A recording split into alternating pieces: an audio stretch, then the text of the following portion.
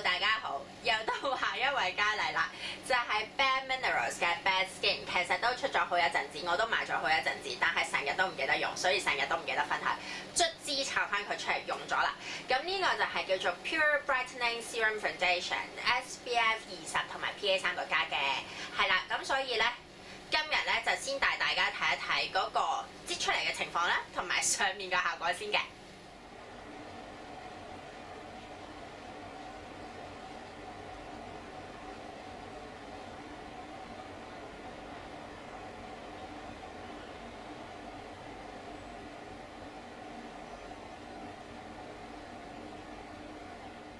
好啦，睇完上面嘅效果啦，咁我同大家分享一下先。咁咧呢支嘢咧要熬勻佢，係啦，用之前咧要熬勻佢。如果唔係你擠出嚟嘅時候咧，會水同粉係分開咗咁樣咯。係啊，我舐過2次嘅，所以咧大家一定要熬勻佢。熬完佢咧擠出嚟就係咁樣啦。咁其實我覺得咧佢都幾犧牲嘅。亦都幾好 blend， 同埋係好容易推得上塊面度。佢亦都係好貼面嘅，係啦，個感覺係好貼面嘅。咁同埋我覺得佢出嚟個感覺係個 coverage 係中度啦，同埋佢係搽完出嚟個感覺係好 matte，同埋好靚嘅，係啦，你好似啲皮膚係細緻咗咁樣嘅。咁咧。佢呢一個質感咧就 remind 我另外一支 foundation， 因為我擠完出嚟之後，我覺得咦點解咁似嘅？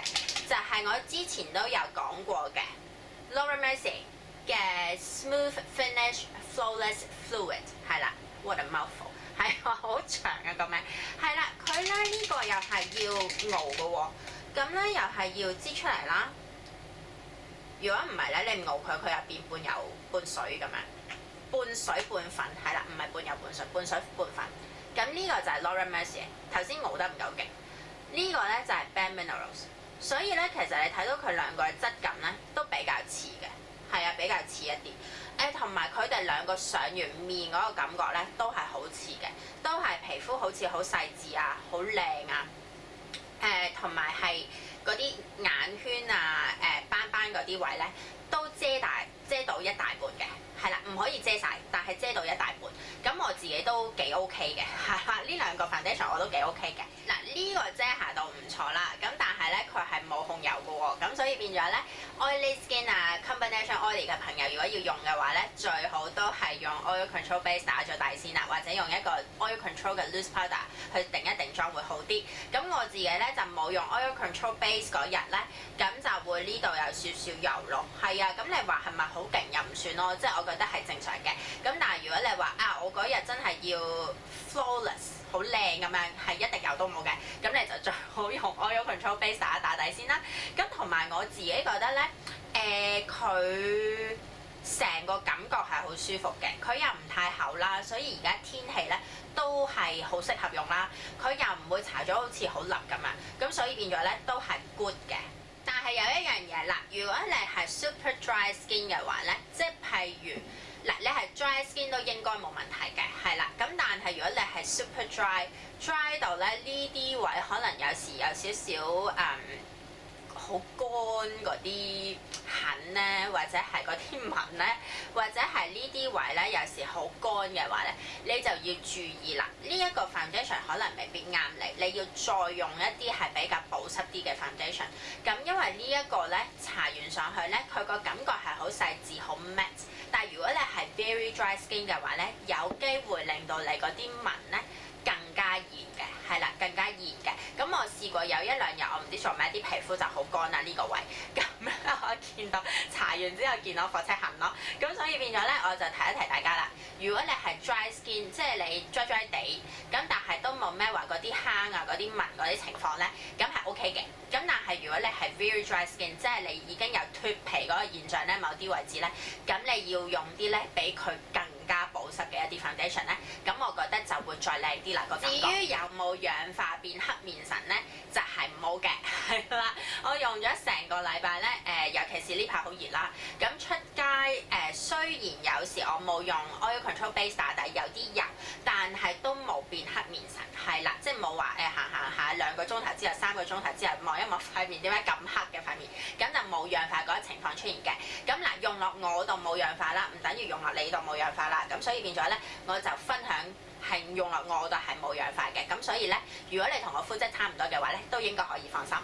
啦啦到佢呢個數啦，其實咧呢個就叫做 perfecting face， 咁佢咧就有 gimmick 嘅，個 gimmick 咧就係中間有個窿，咁咧佢就叫你咧用呢個粉嘅時候咧就點喺呢個窿度，跟住 and then 你就搽上面嗰度啦。嗱，我唔係幾滿意呢啲數嘅，係啦，點解咧？有2大個原因。第一個原因我嫌佢個頭好細，係啦，咁我要，因為我塊面大啊嘛，咁如果你係小面嗰啲妹妹就 OK 啦，咁但係塊面大嗰啲人咧就有呢個麻煩啦，掃好耐未搞得掂，係啦，掃好耐未搞得掂，同埋第二樣嘢有痕。係啦，有痕。其實當日我買呢一個 foundation 嘅時候咧，我喺個 counter 度，佢幫我掃上去呢個位嘅時候咧，我已經見到有痕㗎啦。不過我死唔甘心，我就要買翻屋企研究下。咁點知咧係用嚟用去都有痕嘅，咁所以變咗我自己就唔 suggest 啦。即係如果你自己屋企有一啲liquid foundation 咧係 liquid foundation brush， 你係用開嘅話咧，你就絕對唔需要買呢支嘅，因為堅力嚟嘅啫。呢度有個窿咁。有咩用咧？我覺得其實係咯，係 gimmick 咯。咁但係你話如果你係冇 liquid foundation brush， 但係你想買一支嘅話咧，我都勸你唔好買呢一支，會後悔嘅。因為而家其實你可以買一啲係用咗搽咗上去冇痕咧，你嗰個成個原裝感就快好多啦。咁但係如果你話呢個係搽咗上去有痕，跟住 and then 你仲要慢慢印佢，攞個泡去印佢嘅話咧，我覺得心窩就嘥時間嘅。咁所以咧呢一個咧，我覺得係女女地嘅。好啦，咁recap 一下先。咁初咪講話呢兩支都好似嘅，咁其實有冇邊支好啲咧？我自己就覺得冇嘅，兩支真係差唔多嘅。咁如果係咧，你自己可以去玩下個質感，睇下你自己 buy in 邊個多啲。咁我記得咧，呢一支咧就係 oil free 嘅。係啦，呢一支就係 oil free 嘅。咁可能如果係oily skin 啊 combination skin 嘅朋友咧，你可能會想揀呢一支，因為係 oil free， 咁皮膚冇咁大負擔啦。咁但係如果你話你係 combination dry 啊 dry skin 嘅話咧，你唔介意佢唔係 oil free 嗱，佢冇寫 oil free， 咁我 suspect 佢唔係 oil free 啦，因為佢寫 serum foundation。咁所以變咗咧，如果你係 combination dry 啊 dry skin 咧 ，maybe 你想 go for 呢支多啲。咁但係當然啦，大家都可以去 counter 嗰度玩下，睇下自己中意邊個質感啊，覺得邊個質感滑啲咁樣嘅。咁我 so far 咧兩支我都中意，因為我覺得佢哋好近似，同埋上完去個妝感好靚，好似你自己皮膚，但係又比較細緻咗，同埋嗰個 skin tone 咧望出嚟係靚嘅個 skin tone。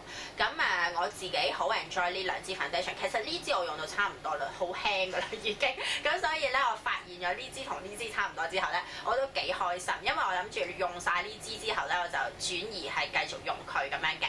咁當然啦，我某時某刻咧都會用下其他 foundation，depends on 自己嗰日嘅皮膚狀態啦。因為如果你話generally 咧，我就 reach out 比較多呢一支 foundation 嘅，即係譬如daily use 嚟講咧，我係會係呢一支嘅，因為我覺得佢 so far 成個感覺都係良好，咁所以變咗咧呢一支因為太近似嘅關係咧，所以咧我 mostly 都會 reach for 呢一支嘅。咁但係當然有啲日子我想再 coverage 高啲或者係透薄啲，咁我就會用其他嘢咯。